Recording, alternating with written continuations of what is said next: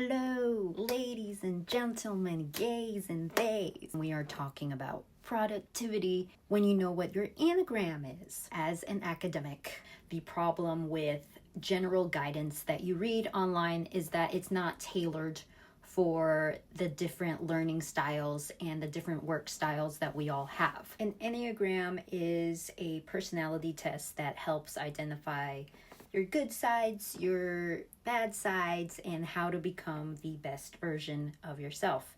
It involves different areas, like there's a result on your love style, your friendship style, your work style. Years and years ago, I did this quiz and scored as a type 1. We evolved over the years, and now I'm a type 7. There are multiple sites that you can find out what your type is. The one that I used was Enneagram Universe, because it's free. Another resource I would recommend is Enneagram with Abby on Instagram.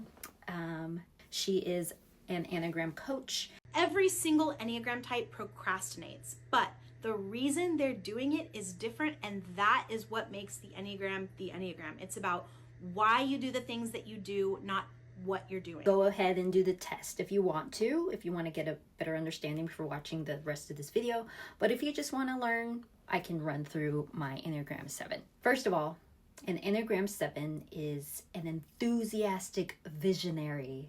It says here that type 7s are joyful people who look for endless variety in their life. They fear not making the most of their time on earth, the ultimate FOMO. They excel at creating innovative visions for the future. And then the main challenges for this type are a feeling of never being satisfied, overcommitting, running like an Energizer bunny, always wanting more from life and themselves. That's me as a person. So if we break it down into my study style, my work style, how does that work? You will need to sit with yourself and think about how that translates. 7s, they're either like distracted by something that's more exciting, or they're avoiding boredom, and because of this, they've become really good at getting things done last minute. When the deadline hits, 7s always figure it out. It's not laziness. 7s can actually be some of the hardest workers on the Enneagram. They'd rather just spend their superhuman energy on something fun and then, tackle the boring stuff later when you absolutely have to. I have way too many side projects, including this vlog.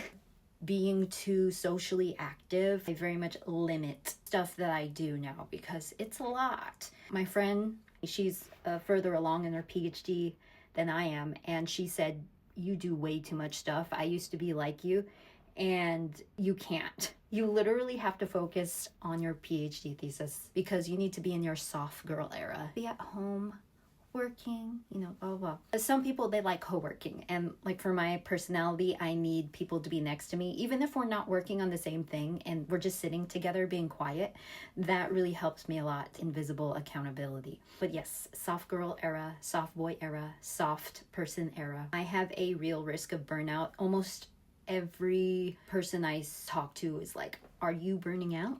Are you doing too much? Because that sounds like a 10-person job, which leads to lack of focus in certain areas. These are the challenges that I have identified for myself, and then you can do for yourself. The report that I did actually says, how do you address these challenges? For type 7, it says, focus, meditate, and practice gratitude. With focus, I help myself by requesting deadlines and word counts. The PhD is very fluid, where you're running your own schedule. There's no one telling you what to do. For someone like me, it doesn't work. I need structures. And the second one, meditate. Meditation is so valuable for every person, all ages, all walks of life. If you can't commit to yourself to do it on your own because of distraction, they have free, especially universities, there's always these free meetups where you can meditate together, where you can do Tai Chi together. Just call all your friends and be like, you want to just do a meditation break?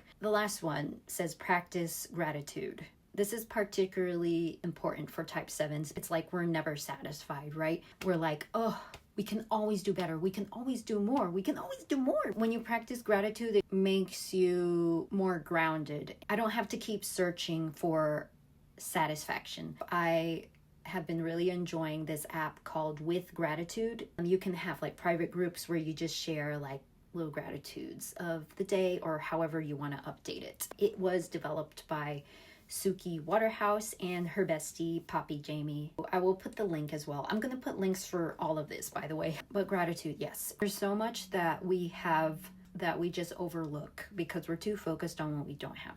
That makes me think about, like, if you're watching this, you're probably a student. Education is such a freaking privilege. Even if you're an independent researcher, the fact that you have the resources to do this independent research when people can't. There's such a low percentage of people who do PhDs. I forget what the actual statistic was. I'll look later and maybe put it here in the text. It's like shockingly low. I'd be very, very, very curious to hear what your Enneagram type is and what you learned about yourself and how you're going to use that information to be a even better, like, researcher 2.0 or student 2.0. That is all for now. Please subscribe if you want to. Take care of yourself. Thank you for watching, and I will see you in the next video. Bye.